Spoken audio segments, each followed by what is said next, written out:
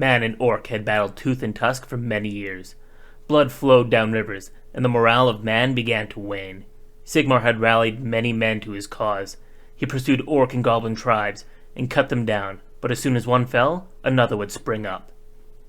The tribes of man began to cast aside their differences and grudges to band together, but each victory left them weaker, and the greenskin horde's numbers seemed unaffected. It was in Sigmar's 26th year that his greatest deed would be done. His name would be made immortal. He called a council of his confederacy, which came to be known as the Council of the 11. It consisted of Sigmar Heldenhammer, of the Unbarrogens and Tuatigins, King Kurgan Ironbeard, of the Dwarves, King Marbad, of the Andals, King Otwin, of the Thuringians, King Aloysius, of the Teluitins, Queen Freya, of the Azoborns, King Sigurd, of the Burgundians, King Marcus, of the Menogoths, King Henroth, of the Merogens, King Adelhard, of the Ostrogoths, and King Wulfila, of the Eudosis. It was agreed they would muster their forces and prepare armies and defenses for the following campaign season. And so, in the first month of spring, they all gathered their forces. Many scouts were dispatched. Not all returned, but those who did, all reported grave tidings. The orc horde was larger than they imagined. Not all answered the call to aid. King Marius of the Teutones thought himself safe and far from harm. He sent Sigmar a hunting bow and good luck. Sigmar broke the hunting bow in two. He needed men, not luck. The Bretoni, now Bretonians, believed themselves better off alone. They migrated across the Grey Mountains and settled new lands, where they have dwelt ever since. When the tribes of man assembled in Blackfire Pass, Sigmar hosted a council of war and shared his plans. Much was said that night, but the next morning, it was Sigmar who led the armies, and it was his plan that they followed. Early in the morning, the armies got into position. Asoborn's archers scaled the cliffs to have a high angle to shoot from. The cavalry and shock troops screened the main battle line, with the heaviest knights taking the center, and the lighter skirmishers taking the flanks, along with Queen Freya and her chariots. The infantry battle line was mostly spears and pikes, with swords on the flanks to protect them. Behind them were the reserves of smaller infantry units to support and fill the gaps. Behind them stood archers, many behind pavises. Some archers had pots of burning pitch to set alight their arrows. Behind them were catapults to assault the ranks of the orcs. Among the catapults was a rock called the Eagle's Nest, upon which stood a ruined watchtower. This is where Sigmar stood when deploying his army. Late in the morning, the orc and goblin horde came upon the army of man. As a vanguard marched forward to take its place, the orc catapults opened fire. They launched the bodies of the captured human scouts.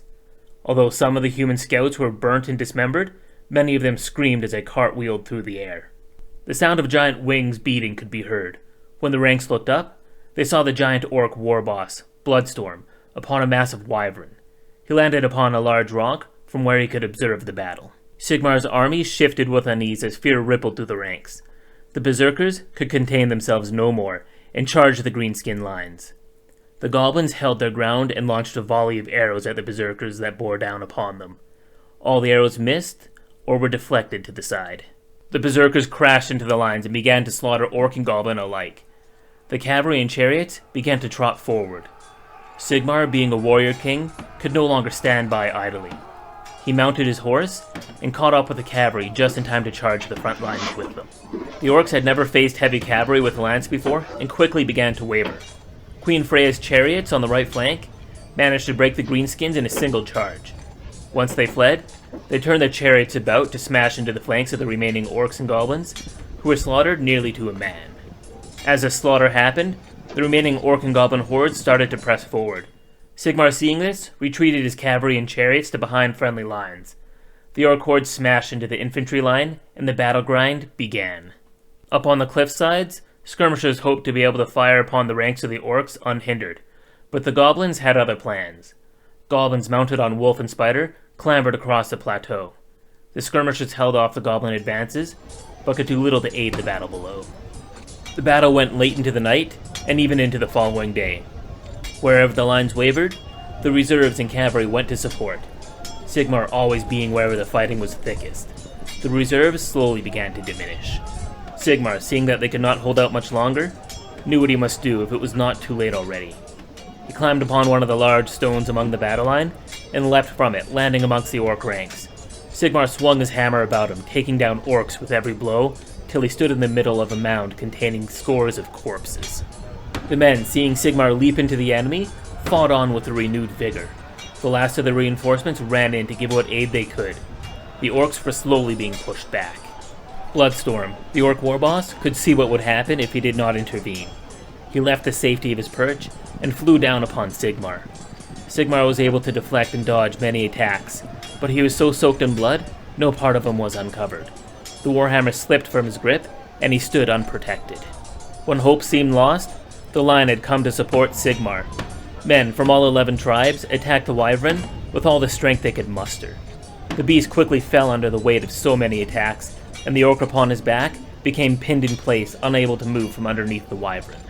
Sigmar picked up his warhammer, stood over the orc, and smashed his skull in.